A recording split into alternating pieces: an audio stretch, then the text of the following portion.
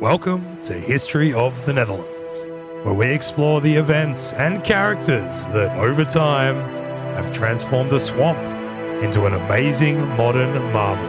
Episode 53, Clinker to Carvel, and how to stuff sphagnum into wood. In our journey thus far through the history of the Netherlands, we have mostly followed a chronological tangent, tracking certain events and characters that we've identified as being most useful in helping us communicate narratives, historical work, and arguments that have been developed about Dutch history by people far more knowledgeable than ourselves. For the majority of our episodes, this has involved following what we've often referred to as a sort of Game of Thrones history, referring to the political power plays, the manipulations, and the machinations by those whose names were, for a variety of reasons, recorded and passed down through the annals of time. This often means talking about institutional construction, development, and destruction, as with big changes in politics, religion, education, or economics. However, what remains an insurmountable task in all of this is to understand and communicate the changes in basic, one might say, everyday things that actually dominate the lives of all people. For example, you could visit a market in some Dutch town in the 1200s and go back to the same market in the 1500s, and even though you are in the same place, essentially doing the same activity, many details and features would have changed, from the goods being bought and sold, to the fashion people were wearing, to the manner and form of those people's religious devotion, to the architecture of the buildings around you. When we look back at the past and see clear, broad stroke developments in things like technology, philosophy, religion, or commerce, we are forever, inescapably blinded to the countless tiny changes that occurred at a grassroots level along the way that actually shepherded in the big visible changes. People have always thought, tinkered, experimented, and spread or argued ideas to and with one another. More often than not, these little changes have gone unrecorded because they were initiated by people either not concerned with literacy or too involved in what they were doing to be keeping a diary about it. Accounting for this kind of everyday change is the chosen task of historians and anthropologists and archaeologists, but it is one that will never be complete. We will never know all the trends and forces that have impacted changes in our society's histories, especially when the overwhelming majority of behaviors and thoughts, conversations from the past cannot be backed up by written statements or witness testimonies or archaeological findings. To explore the unverifiable sections of history is to delve into the realms of speculation, and although we at this podcast are not qualified to do too much of that, we enjoy a little dabble now and then. In this episode, we are going to dumbly delve into the deep and desolate doldrums that define trying to understand the growth and development of Dutch shipbuilding, that is to say in Holland and Zeeland, in the late 15th and early 16th centuries. Conditions would conspire to allow this industry to flourish in these parts of the Low Countries. There is, however, a distinct lack of written information from the shipbuilding sector, especially in the 15th century, and this makes it difficult to speak about definitively. Historians and archaeologists have put together and continue to put together as many pieces as possible. However, much of the detail is forever lost. So, speculation must play its part, and that is what we're going to do today. The last time we really spoke at all about ships was way back in episode 16, The Fishy Tale of Willem Bokelzoon.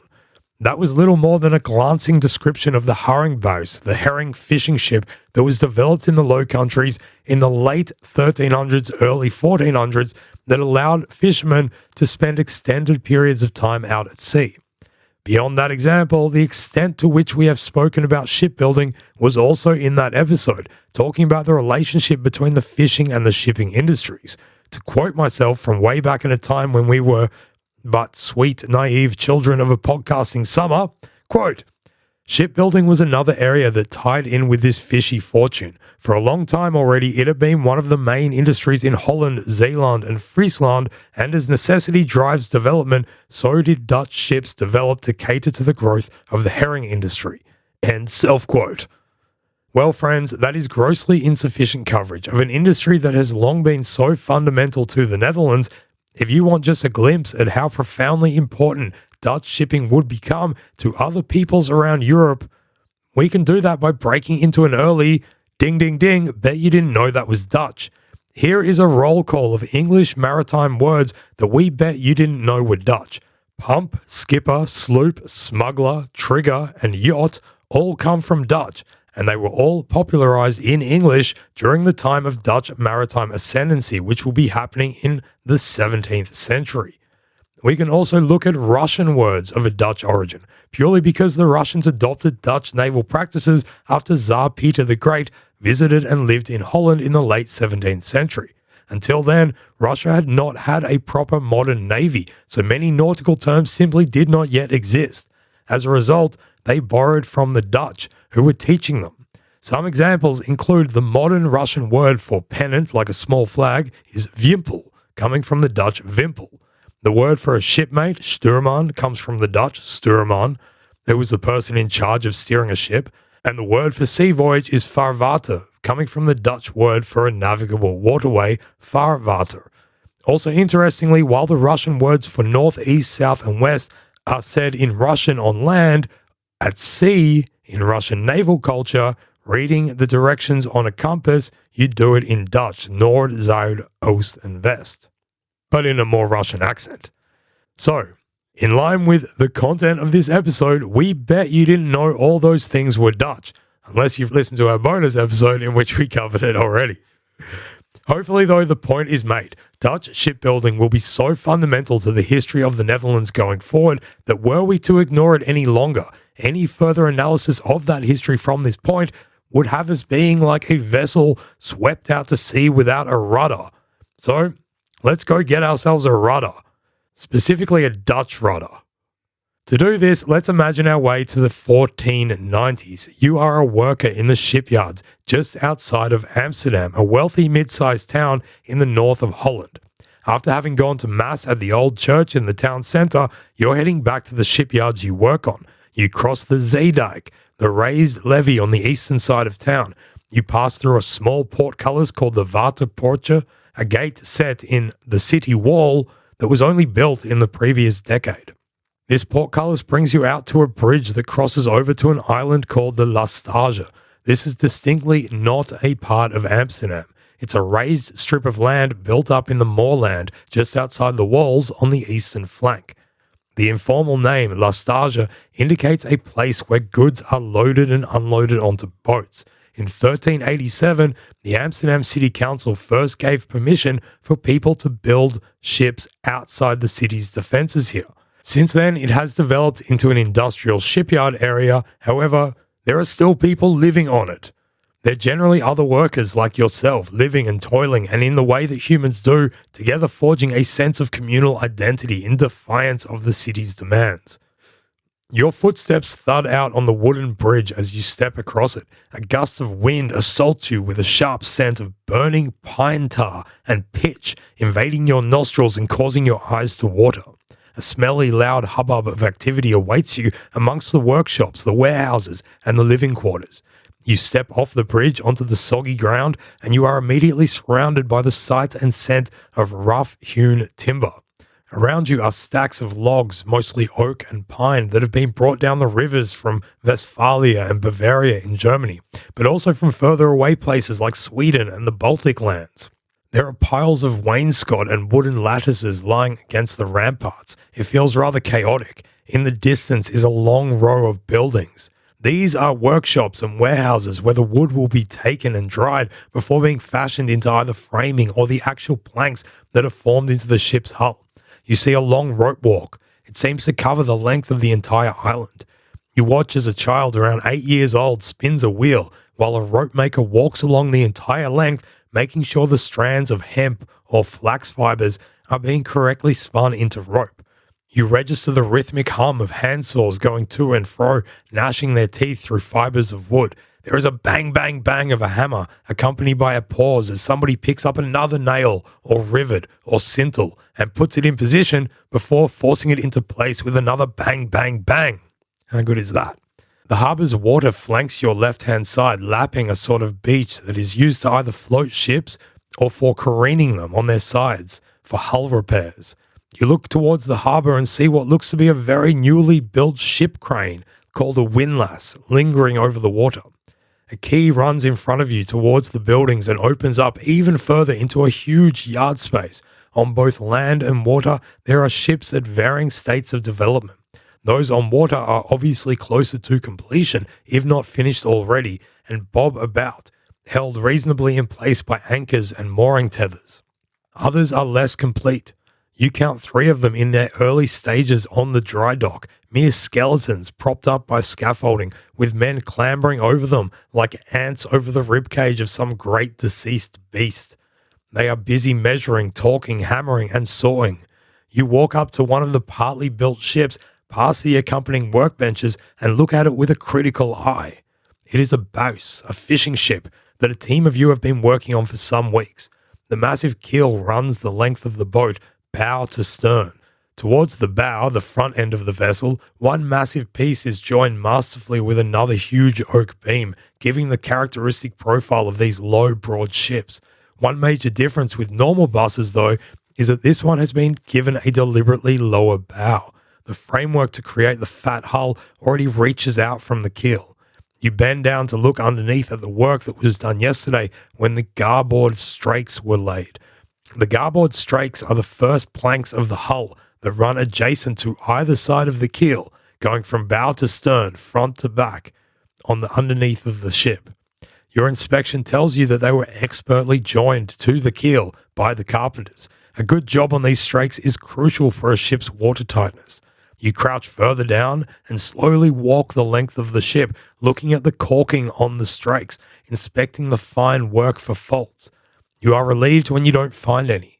This caulking was, after all, the work you did yesterday. The other carpenters have continued on since the early morning, and there are already 2 more rows of planks added to the frame, ready for caulking.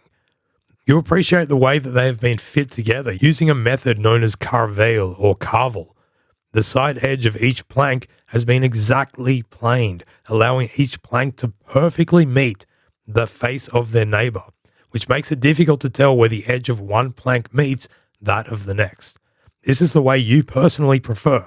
You're from Flanders, and when you were first learning the trade there some 2 decades ago, Carvel planking was a revolutionary style brought from Italy, Spain, and Portugal.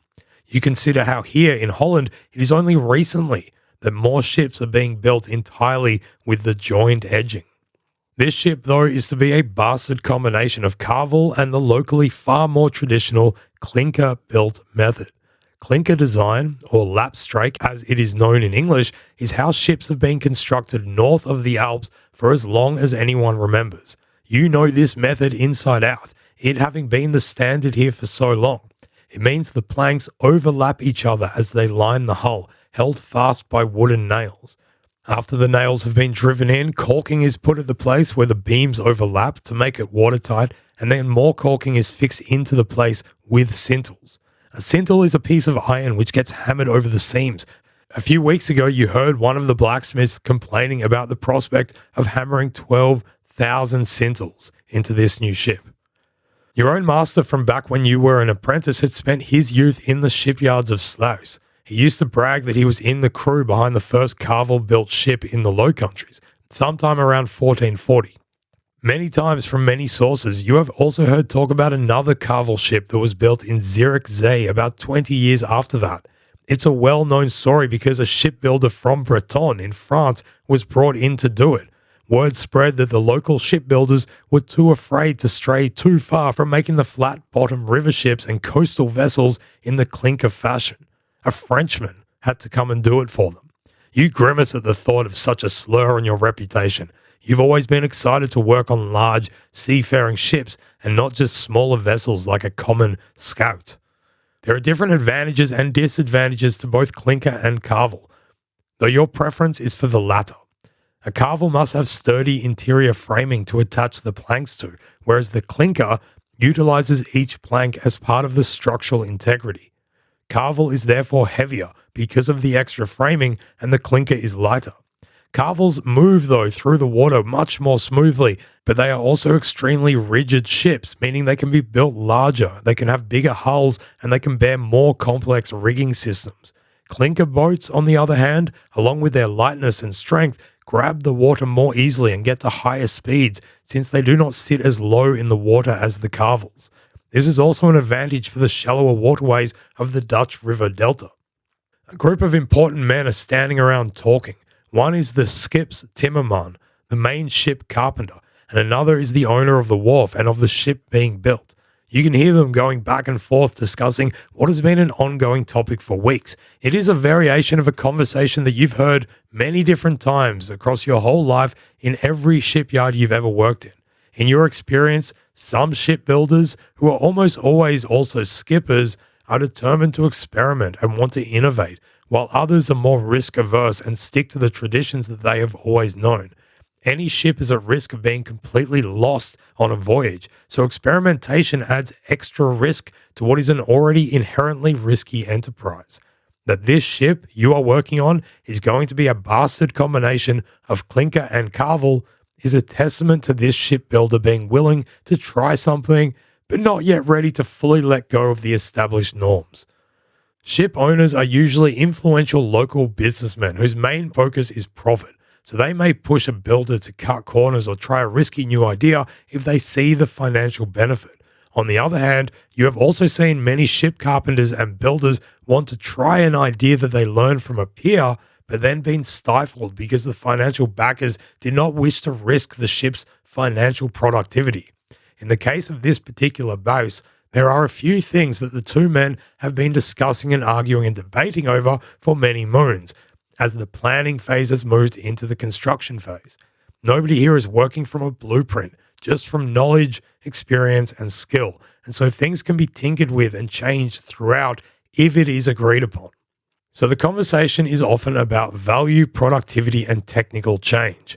A ship's value is dependent on its productivity, which is garnered by measuring its output versus the labor that has gone into building it. To measure its output, you need to know its purpose. Is it a fishing ship, a freight ship, a fighting ship?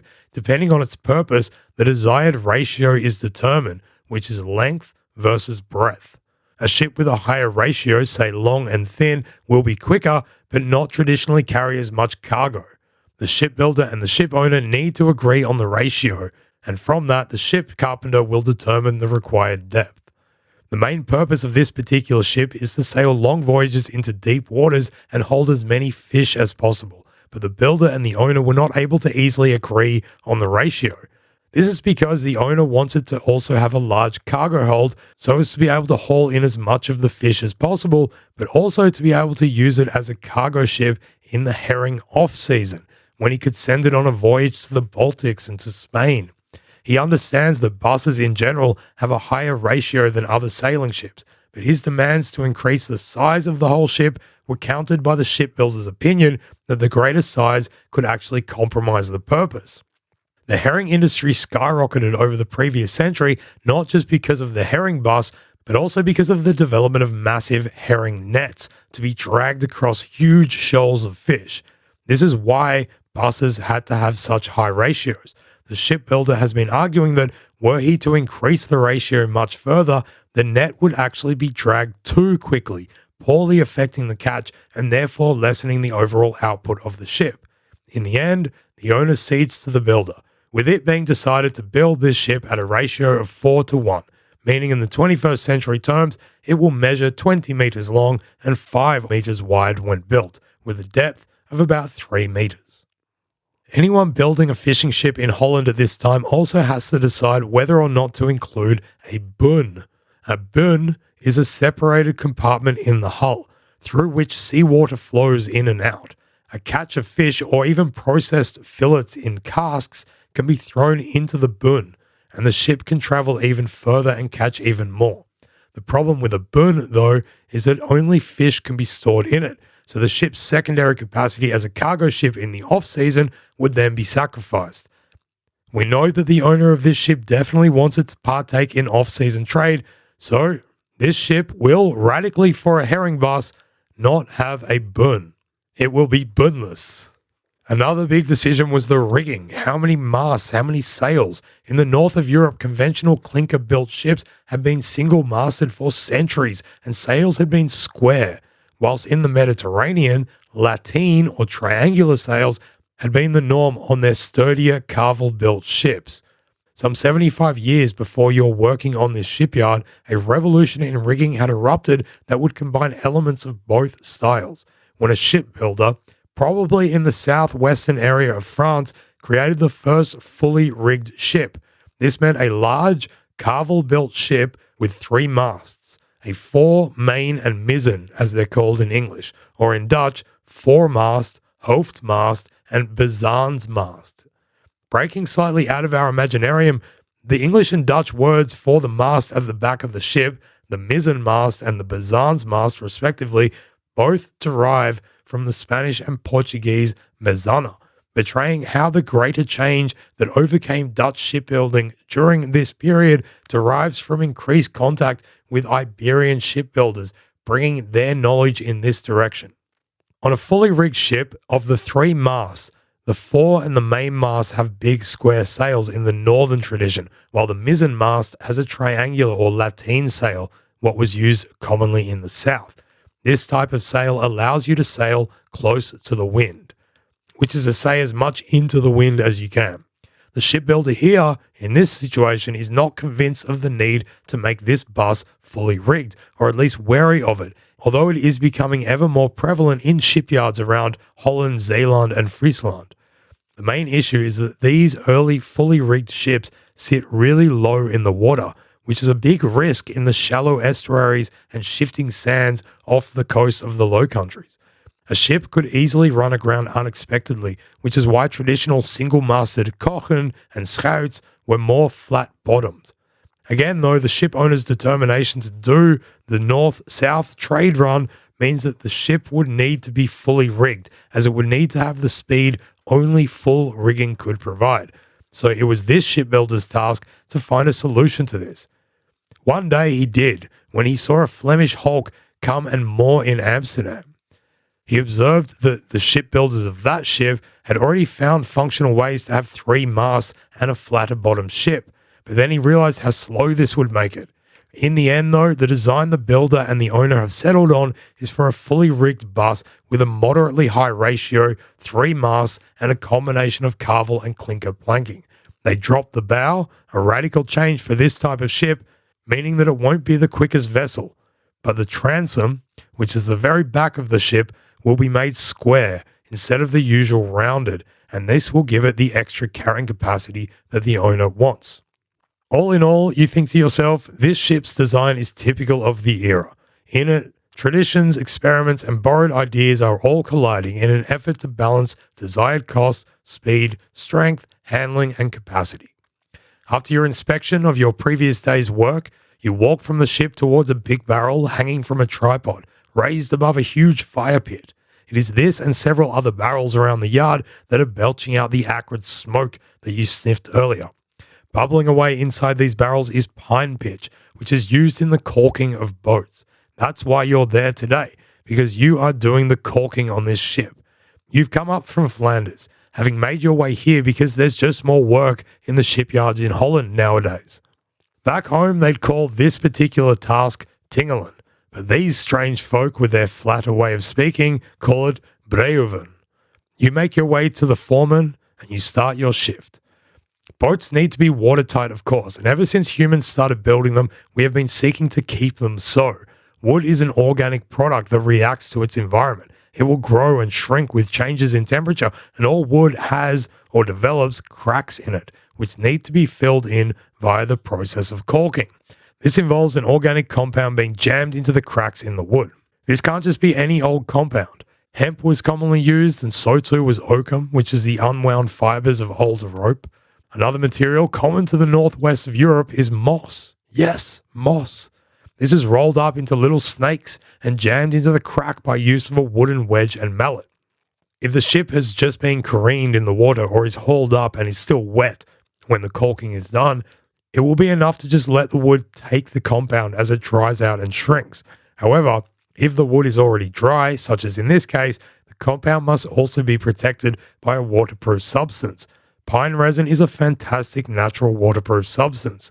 To turn it into a workable one, it must be heated and mixed with the charcoal of hardwood and usually some kind of herbivore manure, like cow dung.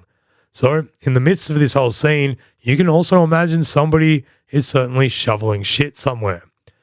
So it is here with your tools and your pitch in the shipyard that we are going to leave you, contentedly sitting on a stool staring at the stomach of a semi-built ship hull, rolling your little sphagnum snake on your thigh and getting ready to jam it into the cracks with your happy little mallet. Peace out, 15th century caulker, and thanks for letting us join you all the way to here, an ad break, at which point we shall go our separate ways. After our time together, we now understand that this was an age of incremental development and change, fueled by foreign designs and methods, adopted and adapted by local carpenters to meet more local needs, and so creating ever newer and different types of ships. One must imagine there was an air of thoughtful debate and experimentation across shipyards in Holland and Zeeland as these designs and methods were shared and discussed. Every ship being built, still largely beyond the confines of government oversight or regulation, had its own unique potential. In the second part of this episode, we are going to discuss some of the main sources that historians use to try and get a clearer picture of this very opaque past.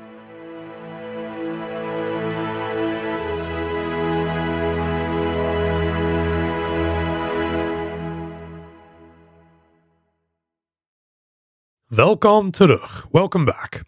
As mentioned at the start of this episode, the history of shipbuilding in the Netherlands during the 15th century has so few sources upon which to rely. This is most likely because of the hands-on nature of the work, which did not require literacy, let alone that you keep records about what was going on. For our imaginarium of the Lastage during the late 1400s, we turn to the oldest existing map of Amsterdam by Cornelis Antoniuszoon from 1538.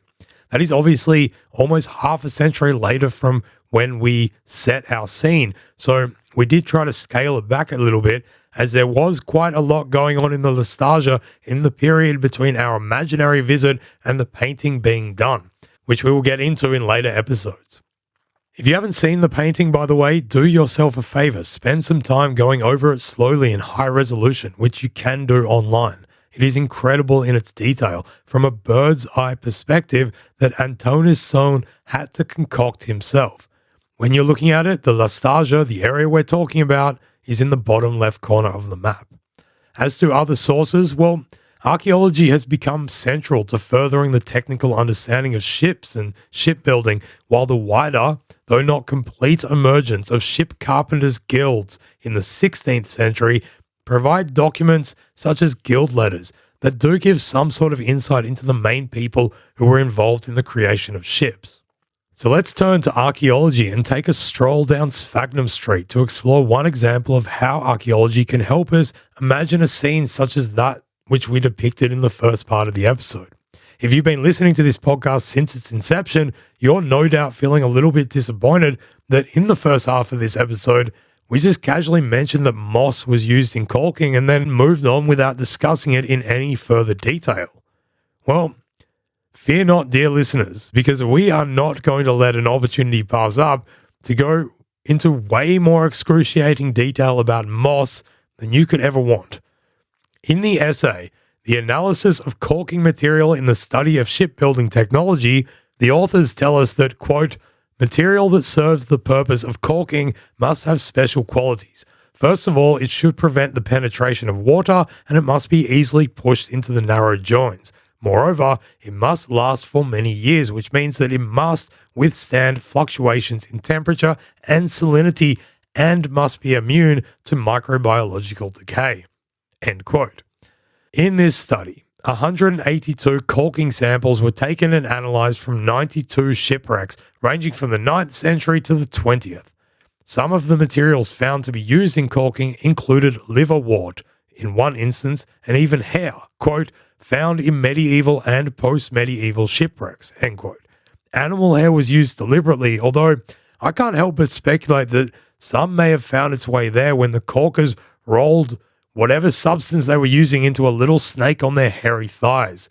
Flax may have also been used commonly, but it's hard to say as it has a quick decay rate, so it might have been used in the cases where there is no caulking material left.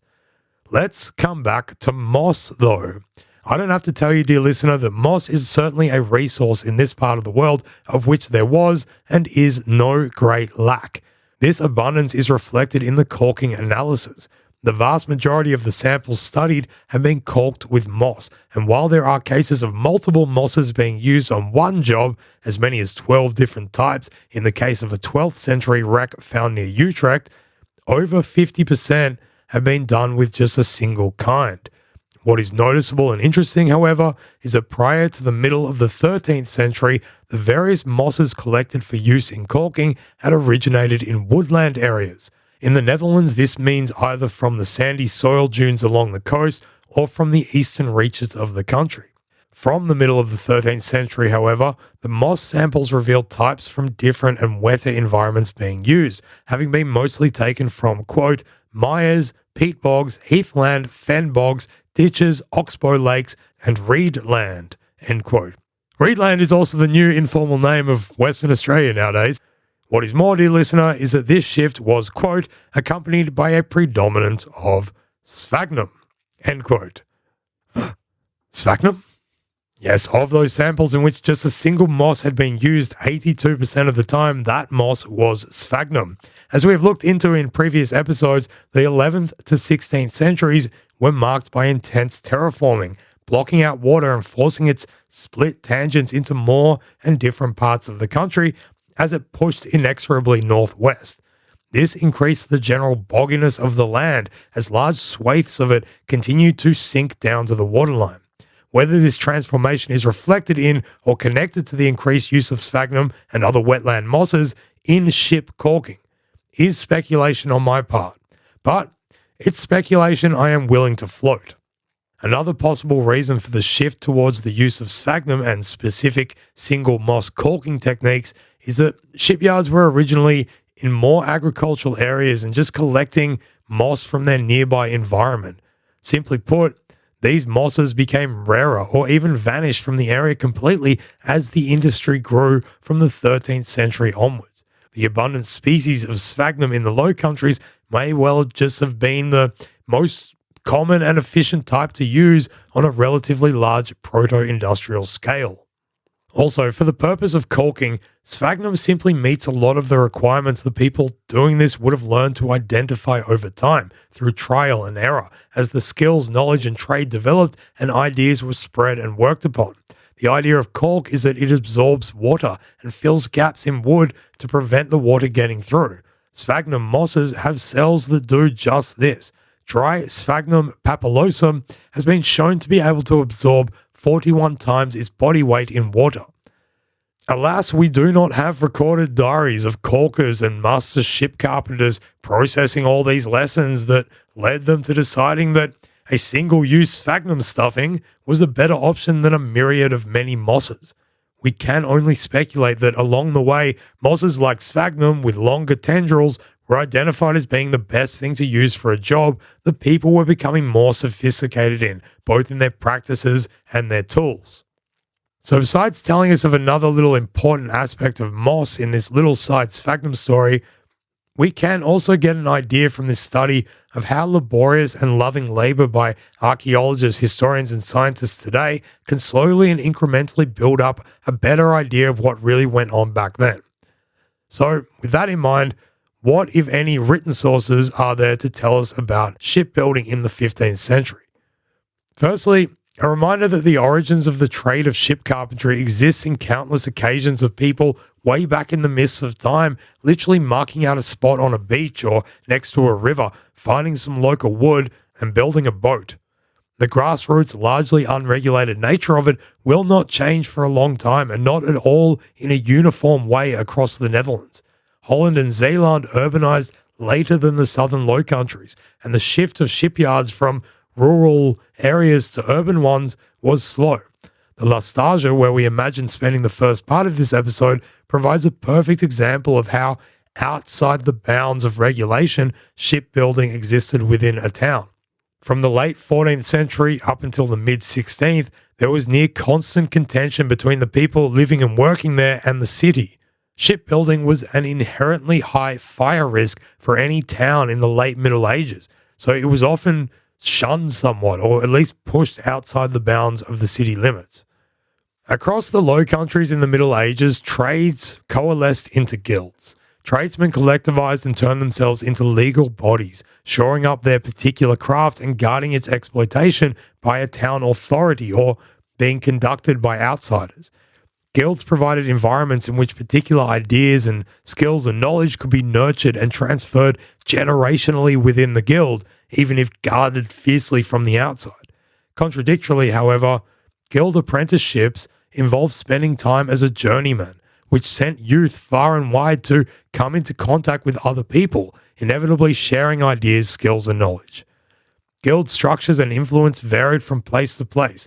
Urban political power in Holland had long been more in the hands of merchants than guilds, so they were not as influential in Holland as they were in other parts of the Netherlands, like, as we've seen, Flanders. Guilds, though, no matter their strength or political influence, at least provide some reflection of how some people saw themselves and their trade in the society at the time.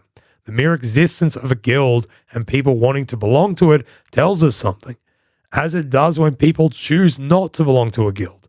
Edam is one example of that, a place where shipbuilding was a big and famed business, but in which a formal guild was never established. Clearly, the ship carpenters there managed to protect and maintain their business in a way that worked for them, for which they did not deem guild status necessary. For the formation of guilds, historians rely on guild letters, which are kind of like a guild's founding constitution. The original of these show the time when a guild specific to a particular trade was formally established. They vary from town to town, each being specific to local conditions, but they each share some of the same subject matter. There is language that incorporates the guild as a legal body, that sets the conditions for membership, and that stipulates the training required and the costs attached to entrance and belonging to the guild. There are a grand total of 14 surviving guild letters that are relevant to shipbuilders. 8 of these are from Holland and 6 are from Zeeland. This means that even if we have what we think is the foundational guild letter from a certain place, perhaps we are just missing the ones preceding it which did not survive. Furthermore, as ship carpenters and those working on ships were wielders of tools more than pens, extant guild letters only give a rare insight into the collective intentions of some of the people involved in shipbuilding. Before and after guilds being established, there were still organized collectives of ship carpenters operating on personal and business levels in their local areas, even without guild certification, as that mentioned in Edam, and also Haarlem being another example. The oldest guild letter that directly references ship carpentry, though, is from Dordrecht in 1397. Dordrecht makes sense as an early place of formal organization, given their shipbuilding industry probably started as early as the 11th century. In 1299, the town also acquired the staple rights to any goods being shipped on the rivers through Holland. Dordrecht would enforce this right vigorously and violently, as we covered in the previous episode. Being positioned as it was, at one end of the passage inside the dunes, Dordrecht became an entrepot for goods being shipped through Europe. From early on, one of the most important and frequent products was the timber being floated down the rivers from the Rhineland, which had to, by law, come to Dordrecht before being put to market. Millers and sawyers set up shop around Dordrecht to be able to process the wood, while carpenters set up shop and exploited the need for so many ships coming into the harbour, often needing repairs. From these early stages, through the 15th and deep into the 16th century, Dordrecht's Ship Carpenters Guild would remain the most stringent and regulated of ship carpenters' guilds in Holland. We know from much later documents that even deep into the 16th century, only 3 towns in Holland had ship carpenters' guild that conducted formal tests of competence, being Amsterdam, Arnhem and Dordrecht. Of these, Dordrecht's Ship Carpenters Guild had by far the most difficult admission exam. Karel Davids, an emeritus professor in social and economic history from the Vrije Universiteit in Amsterdam, details this in a conference paper from 2000 entitled Guilds, Guildsmen, and Technological Innovation in Early Modern Europe, the Case of the Dutch Republic. In Arnhem, to get into the guild, you had to do 3 things. Take a plank 24 or 25 feet long out of a ship and replace it so that it fit properly. You have to make the mast for a hulk, a type of ship, and then you have to help to step it, which is to actually raise the mast. They all sound like pretty rudimentary things that any ship carpenter should know how to do. In Dordrecht, you have to prove much more. You have to do 6 things. And I'll quote: 1. Finish the bow of a new ship so that it is strong, along with the mast knee. 2. Build a boat with curved posts of 4 or 6 tons. And 3. Complete 3 out of the following repair tasks. Take a board out of an old boat and replace it with another. Take a plank out of a ship, either fore or aft, and replace it. Put a post in a ship. Make a fore windlass and an after windlass and put them in place properly. Make and step a mast and sprit and make a rudder and all that pertains thereto. End quote. Based on the admissions exam, I know whose ships I would rather sail on. What all of this tells us is that conditions in Dordrecht clearly existed to warrant the establishment of a guild earlier than in other Hollandic towns, and that ship carpentry across Holland still carried a sense of being done without great authoritative oversight or regulation. A really important practical aspect of the shipbuilding scene in any town was the ownership of jacks or windlasses, which are used to haul ships and other heavy things out of the water. In the early ordinances of the Dordrecht Guild, this was the central regulation. The guild owned a monopoly right to use windlasses in Dordrecht. Its members could rent them equitably with the money going into the common pot, but they had to return them in good condition. There were other benefits and obligations involved in belonging to the guild in Dordrecht besides just being able to work. In 1467, Dordrecht's Shipbuilders Guild used that common pot to give sick pay to its waylaid members. You also got holidays, which were saints' days and religious devotional days, which you were actually forbidden from working on, so enforced partying at pain of punishment by the guild, no less.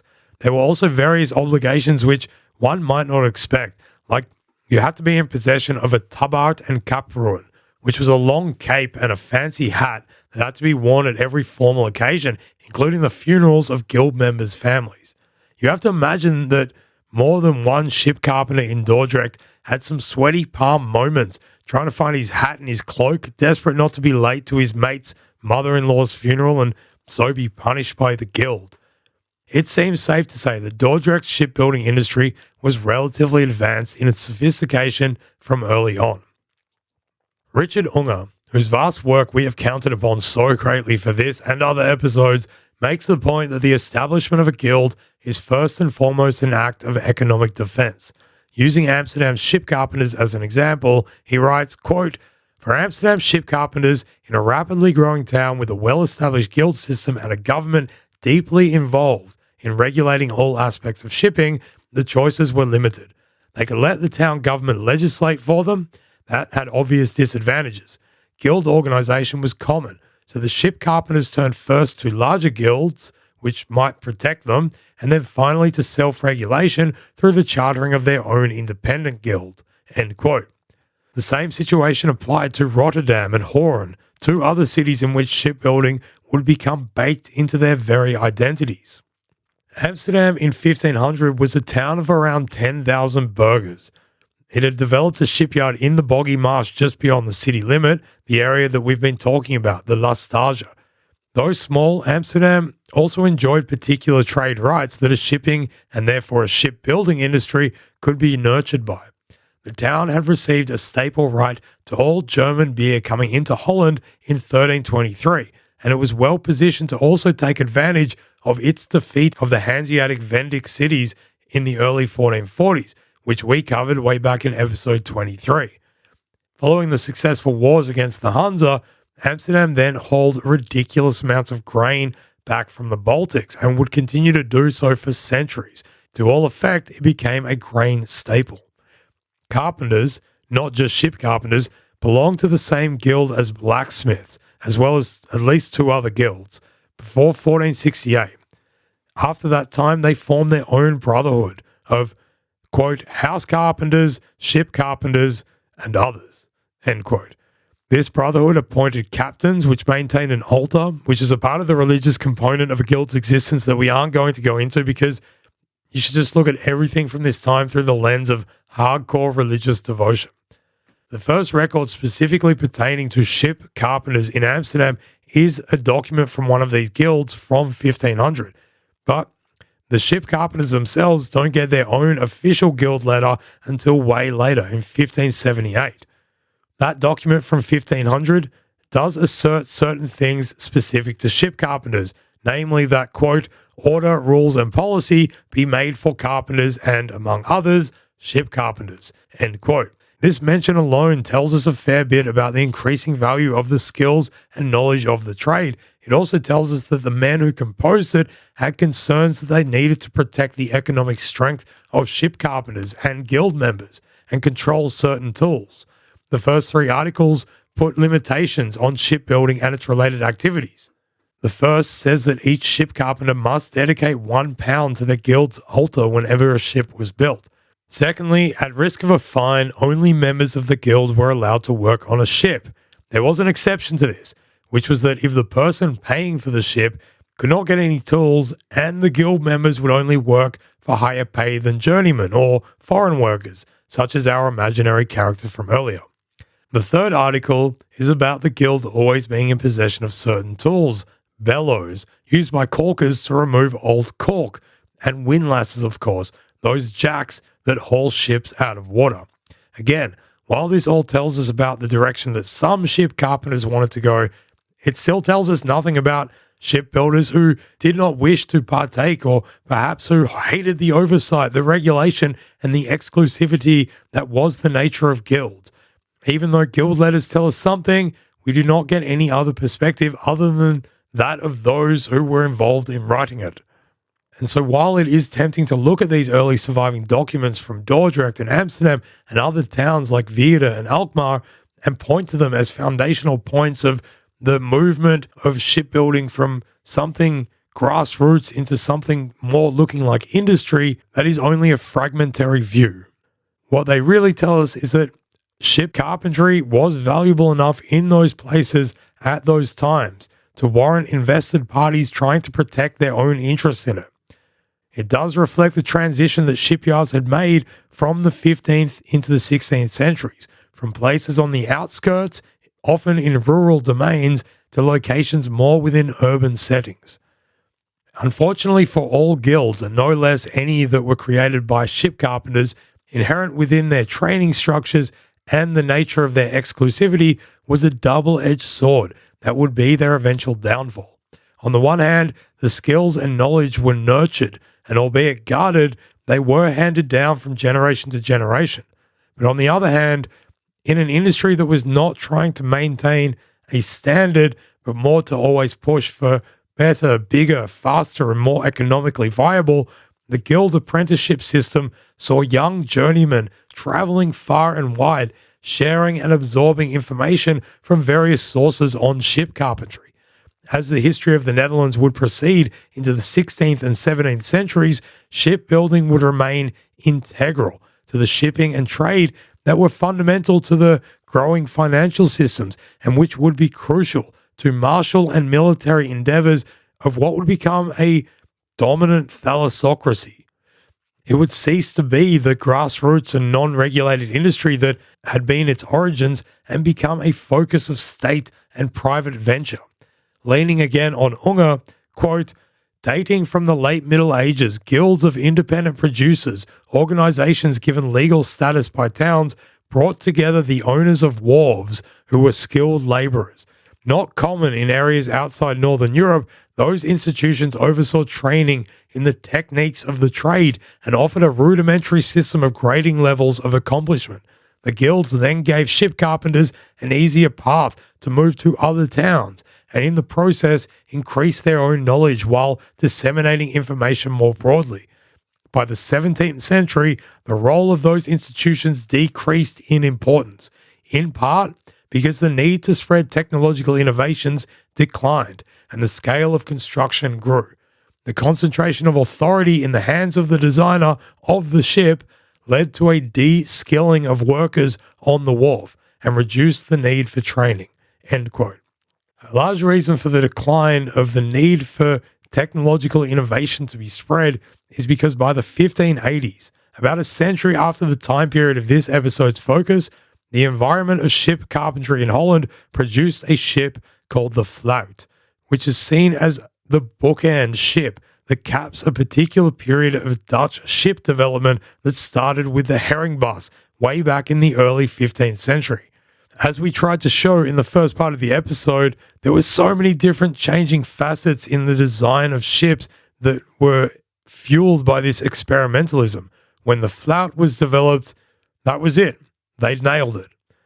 In Unger's words, this ship became, quote, the great cargo carrier of Northern Europe in the 17th century, end quote.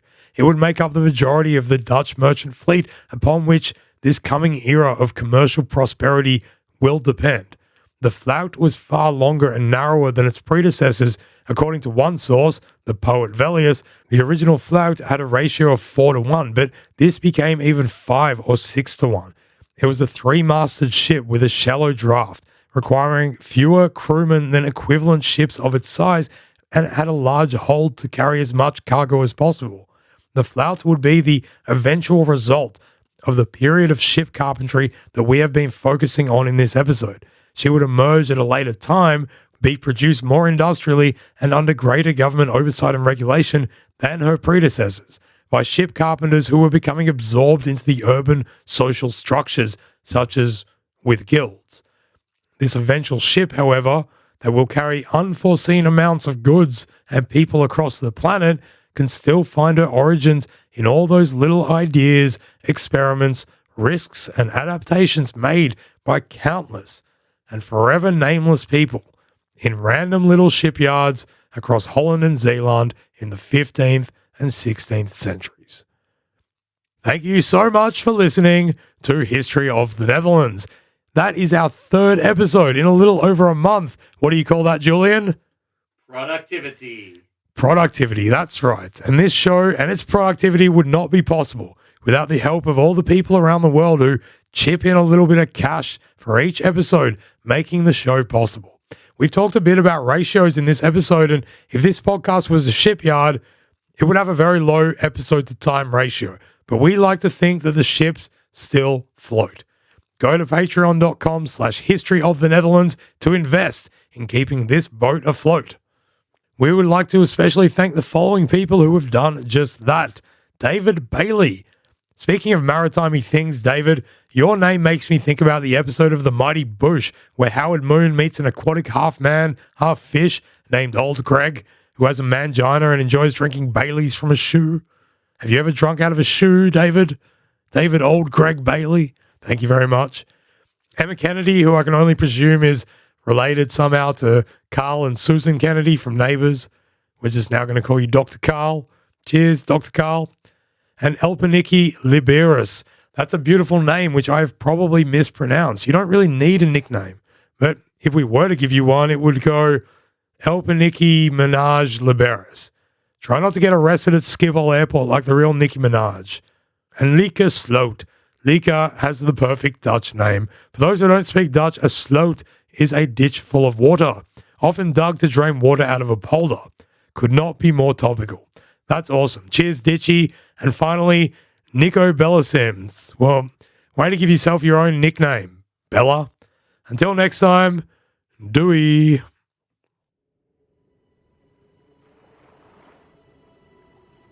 Thanks for listening to History of the Netherlands. You can get detailed show notes at our website, historyofthenetherlands.com. From there, you'll be able to find other podcasts and projects that we've created. This is a production of Republic of Amsterdam Radio.